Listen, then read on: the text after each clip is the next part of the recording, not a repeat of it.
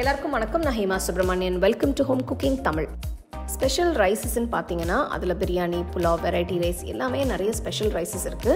இன்றைக்கி நான் உங்களுக்கு ஒரு தெலங்கானா ஸ்பெஷல் பகாரா ரைஸ் ரெசிபி தான் காட்ட போகிறேன். இது ஒரு சிம்பிளான ரொம்ப ஈஸியாக செய்யக்கூடிய ஒரு புலாவ் ரெசிபி. வாங்க இதை எப்படி செய்கிறதுன்னு பார்க்கலாம். பகாரா ரைஸ் பண்ணுறதுக்கு நல்ல இந்த மாதிரி ஒரு டீப்பான பாத்திரம் எடுத்து சூடு பண்ணுங்கள். 1 டேபிள் ஸ்பூன் எண்ணெயை ஊற்றி 1 டேபிள் ஸ்பூன் நெய் ஊற்றுங்க. அடுத்து 2-3 துண்டு பட்டை, 2 ஏலக்காய், 4 கிராம்பு, அன்னாசி பூ, மராத்தி மொக்கு, 1 ஜாபத்ரி, கல்பாசி கொஞ்சம், 1 டீஸ்பூன் ஷாஹி ஜீரா, 2 பிரியாணி இலை போடுங்க. இதெல்லாம் போட்ட பிறகு ஒரு வாட்டி நல்லா மிக்ஸ் பண்ணிக்கோங்க. அடுத்து இதில் ஒரு வெங்காயம் மெலிசா நறுக்குனது சேர்த்து நல்லா வதக்குங்க. இப்போ இதில் 4 பச்சை மிளகாயை 2ஆக கீறினது ஆட் பண்ணுறேன். பச்சை மிளகாய் வந்து உங்கள் டேஸ்ட்டுக்கு ஏற்ற மாதிரி நீங்கள் ஆட் பண்ணிக்கோங்க. வெங்காயத்தை நல்ல ஒரு கோல்டன் ப்ரௌன் கலரில் வதக்குங்க. பார்த்தீங்கன்னா வெங்காயம் நல்ல ஒரு கோல்டன் ப்ரௌன் கலருக்கு மாறிடுச்சு. நெக்ஸ்ட் 1 டீஸ்பூன் இஞ்சி பூண்டு பேஸ்ட் போடுங்க. பச்சை வாசனை போகிற வரைக்கும் வதக்குங்க. இந்த ஸ்டேஜில் நான் 1 மீடியம் சைஸ் தக்காளி நறுக்குனது சேர்க்குறேன். இது வந்து ஆப்ஷனல் தான். தக்காளி சேர்க்கும் போது ஃப்ளேவர் இன்னும் கொஞ்சம் நல்லாயிருக்கும். உங்களுக்கு வேண்டாம்னா நீங்கள் சேர்க்க வேண்டாம்.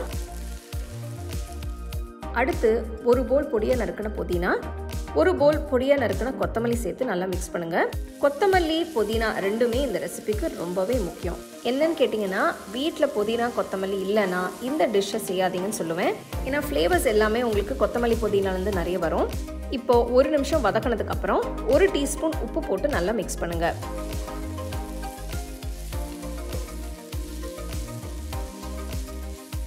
இது வந்து 250 ml கப். இதில் நான் 1 கப் பாஸ்மதி அரிசி எடுத்து நல்லா கழுவிட்டு ஒரு 30 நிமிஷம் ஊற வச்சுருக்கேன். தண்ணியை வடிச்சிட்டு அரிசியை சேர்த்துக்கலாம்.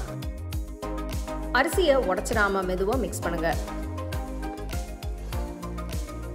அடுப்பை மீடியம் ஹை ஃப்ளேம்லேயே வச்சுட்டு அரிசியை அளந்த அதே கப்பில் 1.5 கப் தண்ணி ஊற்றுறேன். தண்ணியோட அளவு பார்த்தீங்கன்னா 1 கப் அரிசிக்கு 1.5 கப்புக்கு தண்ணி ஊற்றுறேன். எக்ஸ்ட்ரா தண்ணி ஊற்றாதீங்க, அப்புறம் ரொம்பவே சாஃப்ட் ஆகிடும். அதனால் தண்ணி மட்டும் கொஞ்சம் கரெக்டாக சேர்த்துக்கோங்க.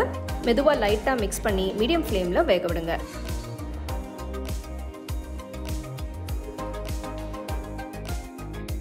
தண்ணி கொதிக்க ஆரம்பித்ததும் பாத்திரத்தை மூடி வச்சு 10 நிமிஷத்துக்கு மீடியம் ஃப்ளேம்லேயே வேக விடுங்க.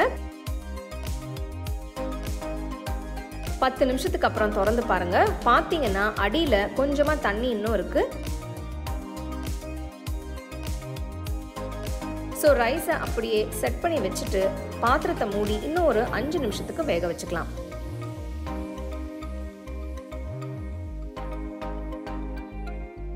அஞ்சு நிமிஷத்துக்கு அப்புறம் பார்த்தீங்கன்னா ரைஸ் வந்து பர்ஃபெக்டாக வெந்துடுச்சு.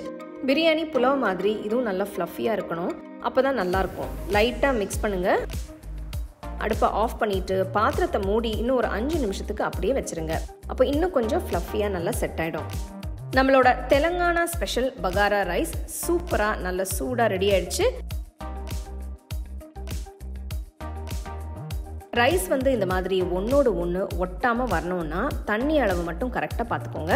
ஸ்டெப்ஸை கரெக்டாக ஃபாலோ பண்ணிங்கன்னா ரொம்பவே சூப்பராக நீங்களும் பகாரா ரைஸ் செய்யலாம். இது வந்து 2-3 பேர் சாப்பிட்லாம், கரெக்டாக இருக்கும். நான் வந்து மஷ்ரூம் கிரேவியோடு சர்வ் பண்ணுறேன். நீங்கள் மிர்ச்சிக்காய் சாலன் இல்லைனா கத்திரிக்காய் கறி இல்லைனா வெங்காய ரைத்தா வச்சு கூட நீங்கள் சாப்பிட்லாம். ரொம்ப அருமையாக இருக்கும். கண்டிப்பாக ட்ரை பண்ணிவிட்டு உங்கள் ஃபேமிலி ஃப்ரெண்ட்ஸோட என்ஜாய் பண்ணுங்கள்.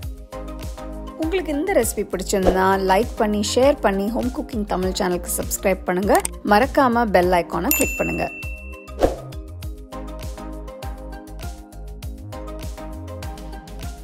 The second edition of our home cooking book is now available on our website 21frames.in. I'll give you the link in the description. You can go and check it out. The book is currently available only in India for now, so you can place your orders on 21frames.in.